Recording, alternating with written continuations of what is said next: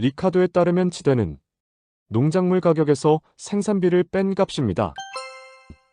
따라서 농작물의 가격이 상승하면 지대는 상승하고 농작물의 가격이 하락하면 지대는 하락합니다.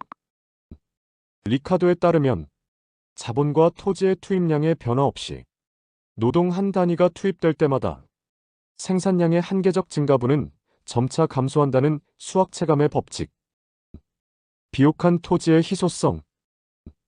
비옥도의 차이 때문에 토지를 임차하고자 하는 자는 비옥한 토지의 소유자에게 지대를 지급합니다. 따라서 농작물 가격과 생산비가 일치하는 토지인 한계지에서는 지대가 발생하지 않습니다. 임차인에게 있어 지대는 임차하고자 하는 토지의 생산성과 한계지 생산성의 차익입니다. 예를 들어 생산비 100만 원이 투입되었을 때 A토지에서 발생하는 수익이 100만 원, B토지에서 발생하는 수익이 150만 원일 때 A토지는 한계지로 지대가 발생하지 않으며 B토지를 임차한 임차인은 50만 원을 지대로 지불합니다. 한편 기존의 한계지였던 A토지가 인구의 증가와 같은 사회 구조 변화에 따라 경작지로 전환되면 그 토지 소유자는 지대를 받을 수 있으므로 토지 소유자에게 있어 지대는 경제적 잉여 또는 불로소득입니다.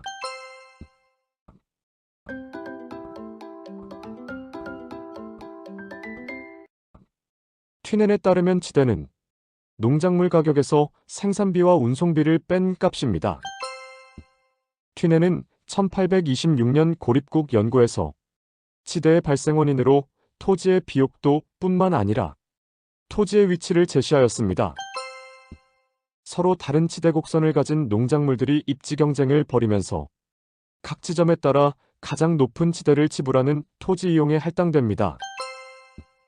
위치지대설에 따르면 다른 조건이 동일한 경우 지대는 중심지에서 거리가 멀어질수록 하락합니다. 이에 따라 중심지에 가까울수록 집약농업이 입지하고 교외로 갈수록 조박농업이 입지합니다. 튀넨의 위치지대로는 알론소의 입찰지대 이론, 버제스의 동심원 이론에서 재조명되었습니다.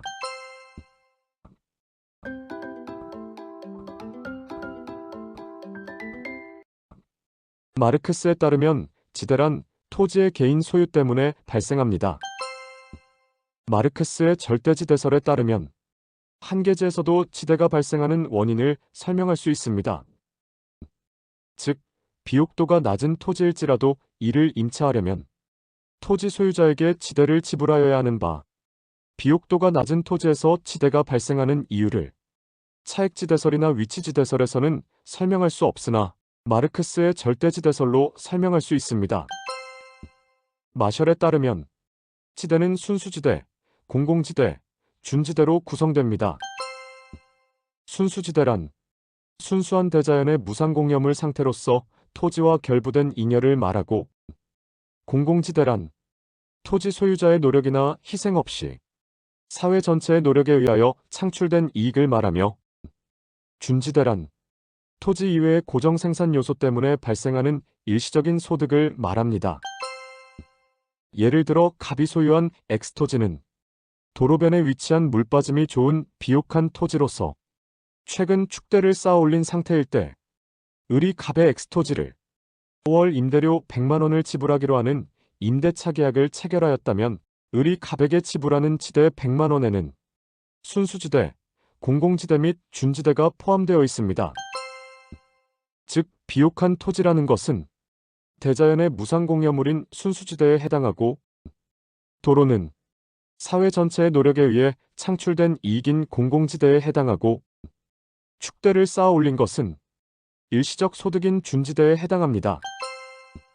고정생산 요소의 공급량은 단기적으로 변동하지 않으므로 다른 조건이 동일하다면 준지대는 고정생산 요소에 대한 수요에 따라 결정됩니다.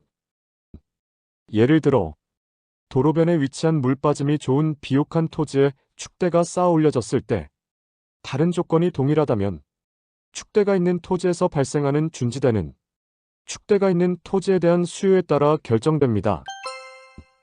인간이 만든 기계 등은 영원히 존속되는 것은 아니므로 준지대는 장기적으로 소멸합니다. 예를 들어 도로변에 위치한 물빠짐이 좋은 비옥한 토지에 축대가 쌓아 올려졌을 때 축대는 장기적으로 소멸하므로 준지대 역시 장기적으로 소멸합니다.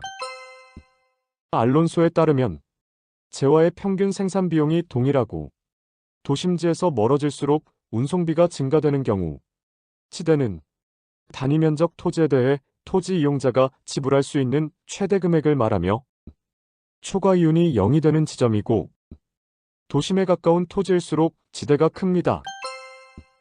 입찰지대 곡선이란 도심지에서 외곽 방향으로 각 지점에서 가장 높은 지대를 지불할 수 있는 각 산업의 지대 곡선들을 연결한 선입니다. 알론소의 입찰지대 이론은 튀넨의 고립국 이론을 도시공간에 적용하여 확장 발전시킨 것입니다.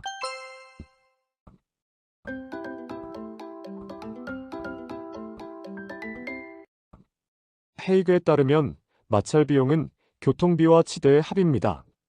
예를 들어 A시의 도심에서 10km 떨어진 B지점은 임대료가 50만 원이고 교통비는 30만 원이 소요되는 데 비해 도심에서 30km 떨어진 C지점은 임대료가 30만 원이지만 교통비는 50만 원이 소요된다고 한다면 B지점과 C지점의 마찰 비용은 각각 80만 원입니다.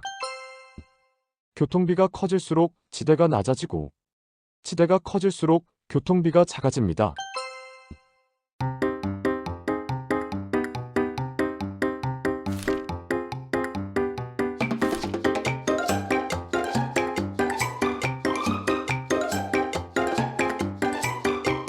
버제스에 따르면 도시의 공간 구조는 침입, 경쟁, 천이 등의 과정을 통해 형성됩니다. 도시는 지대 지불 능력에 따라 중심 업무지구, 점유지대, 저소득층 주택지대, 중산층 주택지대, 통근자 지대 순서로 동심원 형태로 발달됩니다. 점유지대 또는 천이지대는 중심 업무지구와 저소득층 주거지역 사이에 위치하는 지역으로 도시의 빈민지대로 전락할 가능성이 높은 지역입니다. 버제스는 도시의 성장이라는 논문에서 튀넨의 고립국 이론을 도시의 공간 구조에 대입하여 동심원 이론을 주장하였습니다.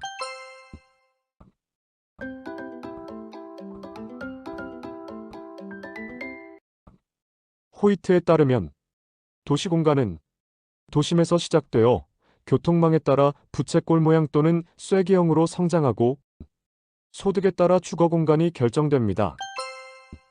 선형이론에 따르면 고급 주택은 교통망의 축에 가까이 입지하고 저급 주택은 교통망의 반대편에 입지하는 경향이 있습니다.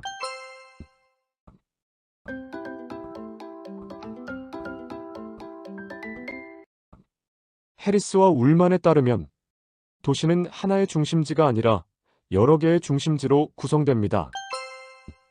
동종의 활동은 지대 지불 능력과 집적 이익 때문에 특정 지역에 모여서 입지하게 됩니다. 예를 들어 출판이나 인쇄는 동종의 활동으로 집적 이익이 발생하며 서울의 충무로, 경기도 파주에 밀집하여 있습니다. 이종의 활동은 이해관계가 상반되므로 서로 떨어져서 입지합니다. 예를 들어 주택과 공장은 이해관계가 상반되므로 서로 떨어져서 입지하려는 경향이 있습니다. 다핵심 이론의 핵심 요소에는 공업, 소매, 고급주택 등이 있으며 도시 성장에 맞춰 핵심의 수가 증가하고 특화될 수 있습니다.